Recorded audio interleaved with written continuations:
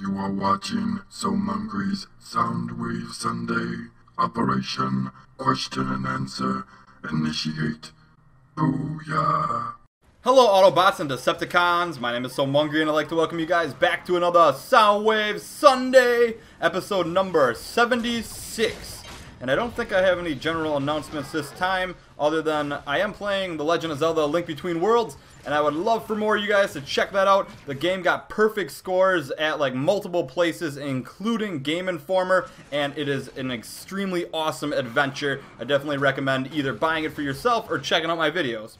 So either way, let's jump into the questions. Our first question comes from BabyJJ11710. Hey Mungry, when are we going to see that room tour? Soundwave Sunday episode 76. Now I could show you guys like a brief tour of the room that I hang out in the most, but I could give you like a whole house tour eventually. I know like not having a camera is a lousy excuse, but I really just don't have a camera. I have a webcam, but that has to be attached to a computer, and then I would have to carry a computer around and do a tour the whole time, so that would be kind of awkward. But I promise you guys it will come someday when I have the right equipment and I feel like showing off the pad.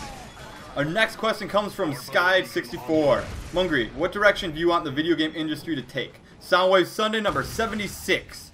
Well, right now it's pretty much wide open because the PS4, the Xbox One, and I guess the Wii U kind of recently came out, but the Xbox One and the PS4 just came out, and they really don't have any games for their systems right now, in all honesty. Like, if you asked me, or if you were asking for my advice what system to get, I would tell you to just wait and see what games all come out later on, because the game selection right now is very slim. But what direction do I want the video game industry to take? I honestly want the video game industry to not worry about the graphics, the cutscenes, QuickTime events, anything like that. I want them to make video games that are fun and have awesome gameplay. I want them to go back to worrying about how awesome the gameplay is. I feel like that got lost somewhere with the high definition era of gaming. Back in the day, Super Nintendo, Sega, Nintendo 64, PS2 even, PS1, nobody really worried about the graphics. It was all about the game and the gameplay, and you know what? I could care less about how good it looks. You guys see me play older games on the channel, and in all honesty, most of those games are better than the new games that I played, just because the focus on gameplay was a lot more significant, and they put more time into how the game actually worked with your hands on the controller, instead of trying to tie in this like huge movie within the game. And also, instead of having you go through like the longest tutorial in history, which also drives me crazy, but I think companies should go back to their roots and just focus on what got them there, the game experience, which means the gameplay. Our next question comes from Galactic Elk. Mungry, you should totally have a merch store. Why you no have one? Soundwave Sunday number 76. Okay, so this goes along with kind of like the P.O. box. I was thinking about getting a P.O. box so you guys could send me stuff too. And I don't even know what I would sell if I had a merchant store. Like, I could make some shirts. I guess I could have some artists make me like a cool like Grimlock shirt, and then some other shirts based on the games I played, or just some random shirts altogether. But would you guys even buy that stuff? That's what I want to know, is like, would it be worth the time and the money that I would give to the artists to make the stuff and to get that all together? Because that's pretty costly as is if you guys aren't gonna turn around and actually purchase like a t-shirt or send me stuff in a P.O. box. So I guess everyone should let me know if you would actually put forth the effort and send something in a P.O. box, or if you would actually buy something. Because and actually think about this, because saying something in the comments doesn't actually mean that you would go out of your way and get this stuff ready and purchase something or send something. So let me know about actually both of those, the P.O. box and the merch store. And if I did get the P.O. box, I would definitely do like a video showing what I got coming in from you guys. Next question comes from Epic's Movement. Mungry, do you have dreams or nightmares? If so, what are they about? I have both. The only thing is I can't remember the dreams. Most people cannot remember their dream after they wake up, but the nightmares, for some reason, they stick with you, which is kind of scary. I don't have nightmares too often. When I go to bed kind of really late, or if I eat something kind of junky before bed, I sometimes get a nightmare here or there. And usually if I do have a nightmare, I always have a dream about like the apocalypse or something where I'm trying to survive and it's either like zombies or like something else after me, and I'm like always like isolated in a house and trying to look for weapons and stuff like that. And I want to try avoiding those dreams, or those nightmares I should say, in the future, because those are scary. And the dreams, I wish I could remember, because I always have those dreams that where you wake up and you're like, no, and you try to go back to sleep and you like try to continue on with the dream, but it just never works out. Our next question comes from King Bear Slug. Mungry, what is your favorite thing to do in the winter? I like sledding. P.S. You are awesome and your videos make me laugh. Well, that's good, because that is my mission. Soundwave Sunday number 76.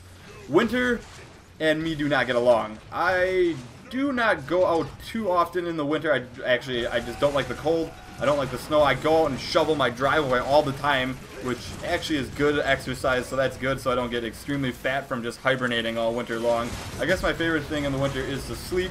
I used to play basketball. I never really did any winter sports like snowboarding or skiing. I did like when I was really young, but I kind of just grew out of those and I don't really do that stuff anymore. I guess I walk around in the snow with like Ethan sometimes and like build like snowmen and stuff like that, but nothing like too extreme in the winter. So I guess my favorite thing to do is hibernating just like a bear in the winter and playing video games while I sleep as well as while I eat. Getting fat and getting pale. That is what I do in the winter. Yes. Our next question comes from Mr. PS3 Man 11. What are your thoughts of you-know-who being killed of in Family Guy? Now, I know a lot of you guys probably don't watch that, or some of you do, maybe some of you don't. I don't know really the age range on the people that watch the Soundwave Sundays, but I thought that was kind of a big deal. It's like they had the one character, I'm not going to give away who got killed just in case you haven't seen the episode, and they had him in pretty much every single Family Guy that I can remember, and all of a sudden, pow, he's gone. Just like that, out of nowhere. And then there should be a way that he can come back in the future, I would guess. But maybe they're trying to push Vinny on us, who seems to be like the new character in there. But wow, that was pretty crazy. And I'm surprised they did that because he was such a big part of the show, unless they really want to try something new. But I can't see him staying dead for long. There is such an easy way to bring him back. So I almost guarantee he will be back. Our next question comes from Dark Period Horse. Hey Mungry, what did you do for Thanksgiving? Soundwave Sunday. Well, I ate turkey, I ate stuffing, and I ate mashed potatoes, and then I took a nap, which is what I wanted to do. Thanksgiving is my favorite holiday of all time just because I really love food, and I really like stuffing turkey, mashed potatoes, 7-layer salad, green bean casserole, and then any type of dessert. I always love it. It's really fun. And what did I actually do? I went to my parents' house, and my mom, my dad, my brother, my sister, 2 of my nephews, and my sister's fiance was there, and my brother's wife was there as well. So that was what we had for Thanksgiving. Oh, and my grandma was there too, which was actually a struggle. She's like 96 years old and she can hardly walk, and she can't really carry around her own weight, so I'm always like in charge of trying to help her like get out of chairs and stuff like that. So it's really hard for her, but it's good seeing her. And you guys will understand once you get older relatives in your family that you got to cherish every moment you get with them. So it was nice seeing everyone for Thanksgiving. Our next question comes from Pixar Prime 10. Hey Mungry, since you do full commentary in your vids, does talking distract you or mess you up in any way? Soundwave Sunday number 76. Yeah, of course it does. Now, just try it yourself. Sit down, play a video game, and start talking. And then the next step is to start making sense while you talk, and then the third step is trying to be entertaining and funny while you talk, and just see how well you do at the game.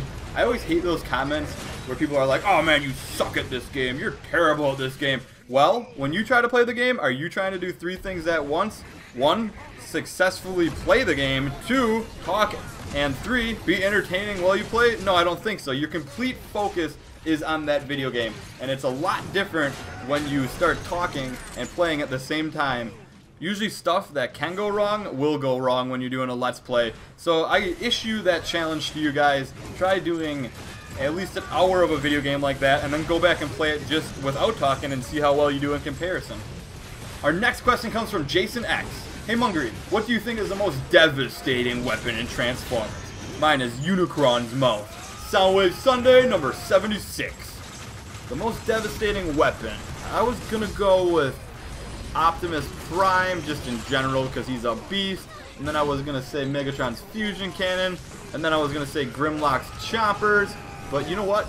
I gotta go with the Matrix of Leadership because it will light your darkest hour with an enormous blast that will destroy Unicron, which is pretty awesome. And that's gotta be the most devastating weapon in Transformers, I guess, that I know of. And our last question comes from John Iris. Dear Mungry, how about you switch up Soundwave Sunday a little? How, instead, you give the questions and we answer? Soundwave Sunday number 76. I thought this was a good idea, so let's try it for next time. And please just answer one of the questions in the comments, and I will pick the best ones overall, or the ones that not necessarily are the best, but the ones that intrigue me the most and the ones that I think are the most thought out. So here are the questions. I will put them on the screen. Remember, just answer one of them in the questions below for next week's Soundwave Sunday. So I hope you guys all enjoyed this episode. Don't forget to leave your answers to my questions in the comments below. And have a great, grand, beautiful, wonderful, awesome Soundwave Sunday, everyone.